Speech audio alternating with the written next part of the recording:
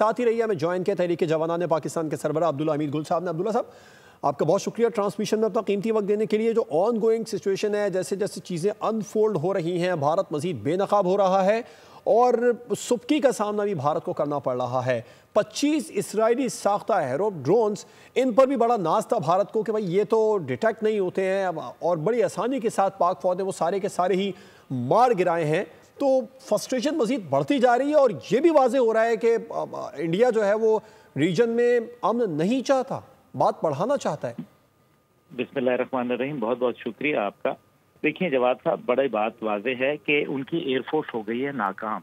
उनका जो तुरप कपत्ता था, जिसके ऊपर पूरी भारत को जो है वो मान था, उनको जो है वो एक उससे एतबार था, एक उम्मीद थी, एक उनके लिए जो है वो हौसला था, उसका तो हमने जनाजा निकाल के रख दिया।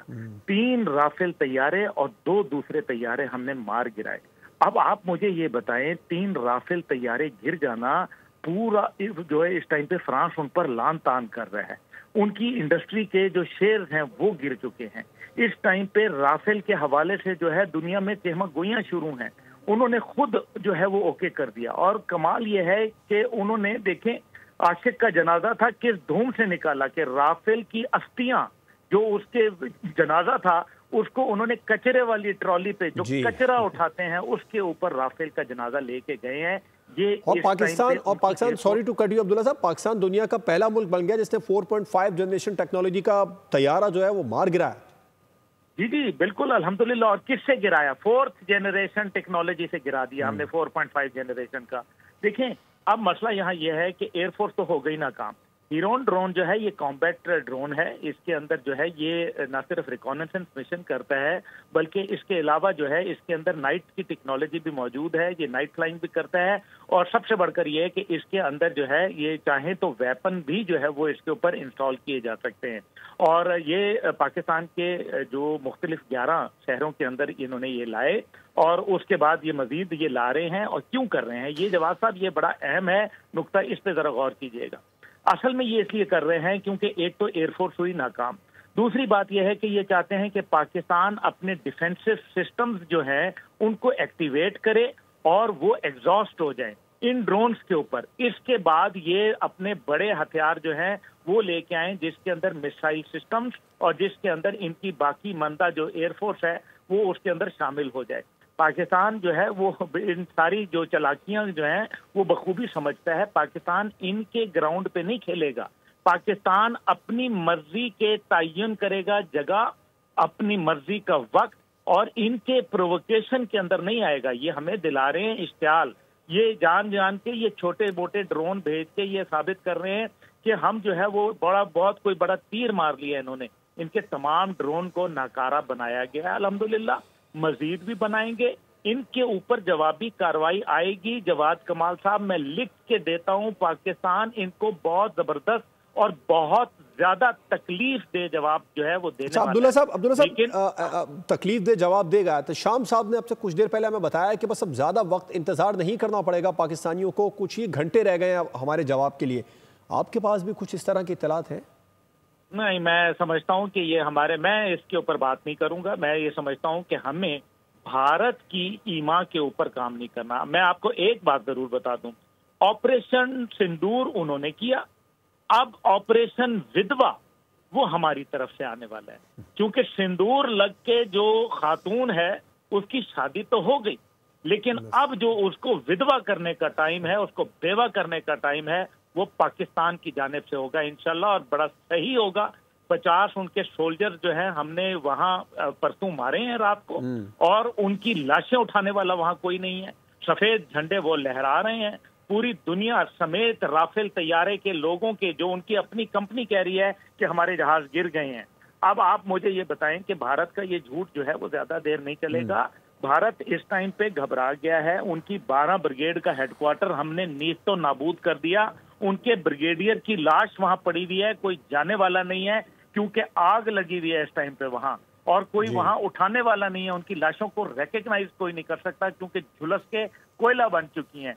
देखिए, मैं आपको एक बात बताऊं जवाद कमाल साहब, हमें इश्तियाल दिलाया जा रहा है कि हम भारत की मर्जी के ऊपर जो है रिस्पॉन्ड करें।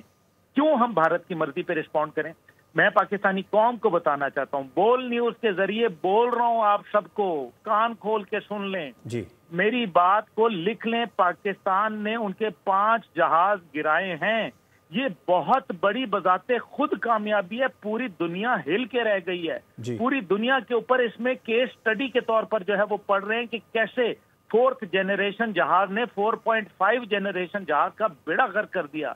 PL5 मिसाइल ने किस तरीके से मीटियोर मिसाइल का जनाजा निकाल के रख दिया, किस तरीके से पाकिस्तानी फौज के जो टारगेट्स थे वो दिफाई टारगेट्स के ऊपर हिट किए और पिन पॉइंट एक्यूरेसी से किए, किस तरीके से एक दुनिया में 10 गुना बड़ी फौज के साथ जो है वो लड़ गए। दुनिया की 4थी बड़ी एयरफोर्स जो है साइज के लिहाज से, प्रोफेशनलिज्म के हिसाब से तो वो कहीं भी नहीं खड़ी होती, लेकिन साइज के हिसाब से 78 जहाज आते हैं, 42 जहाज उसका मुकाबले में जाते हैं। और उसके बाद एक जहाज 78 में से, खुदा की कसम, एक जहाज पाकिस्तान की बाउंड्री के अंदर नहीं आ सकता। जवाद कमाल साहब, तमाम के तमाम जहाज जो हैं हमने उन्हीं के घर के अंदर गिरा दिए हैं। अल्लाह का शुक्र है, पाकिस्तान को और उसकी कौम को फख्र करना चाहिए कि हमारे पास इतने बहादुर जो है और इतने प्रोफेशनल लोग मौजूद हैं और पूरी कौम जो है वो इस टाइम पे यकजा हो गई है। पूरी कौम खड़ी है। भारत ने पूरी दुनिया के लोगों की जिंदगियों को खतरे में डाला है। 57 मुल्क के एयरलाइनर जो थे वो उस टाइम पे पाकिस्तान पे से गुजर रहे थे परसों रात, जब भारत ने ये मकरूर रात की तारीकी में एक छुप के वार किया, हमेशा की तरह बुज़दिलाना, जब उनके पास कोई और नहीं है। कल आप देखें जो उन्होंने वहां प्रेस कॉन्फ्रेंस की है, उसके अंदर 2 उनकी जो है औरतें जो है एयरफोर्स की वो खड़ी हुई थी जी। भारत के पास अगर कोई मर्द नहीं रह गया तो हमें बता दे, हम भिजवा देते हैं कुछ मर्द। ठीक, बड़ी खूबसूरत बात की, अगर कोई मर्द नहीं रह गया तो हमें बता दें, हम भिजवा देते हैं। और अब सुबकी का सामना, पहले फ्रांस की बेइज्जती करवाई है, अब इसराइल की बेइज्जती करवा रहे हैं। जो जितने ड्रोन से इसराइल को, इन पर भी बड़ा नाज था। श्याम साहब ने भी अब से कुछ देर पहले बताया कि आयरन डोम का जो राग अलापता था इसराइल और भारत ने उसी जोन के अंदर ये मंगवाए थे और उसे लगता था कि ये नहीं डिटेक्ट हो पाएंगे। तमाम के तमाम ही पाकिस्तान फौज ने डिटेक्ट किए हैं और उनको ना सिर्फ डिटेक्ट किया बल्कि मार गिराया है। अच्छा, अब आप क्या समझते हैं? तो भारत लाशें छोड़कर भाग रहा है, वो ये समझता था कि ये माजी की तरह 60 के 70 की दहाई होगी और हम एग्रेशन दिखाएंगे, दुनिया को बता देंगे, अपने लोगों को बता देंगे कि जी हम आगे हैं। लेकिन अब्दुल्ला साहब, हकीकत में तो ये 2025 है, जो सफ़ेद झंडे अपनी चेक पोस्टों पर लगा रहे हैं वो शिकस्त की तस्लीम है, एतराफ़ है। भारत की जितनी बेइज्जती हुई है अभी इसकी इब्तदा हुई है। इन थंडर जो पाकिस्तान और चाइना का मुश्तरका जो है प्रोजेक्ट है, उसके हिस्से जो है वो तकरीबन इस टाइम पे 20% से बिल्कुल ठीक है, बिल्कुल ठीक है। GF70 धाक बिठाई अब्दुल हामिद गुल साहब। अच्छा, सब्सक्राइब करें और बेल दबाएं ताकि कोई खबर रह न जाए।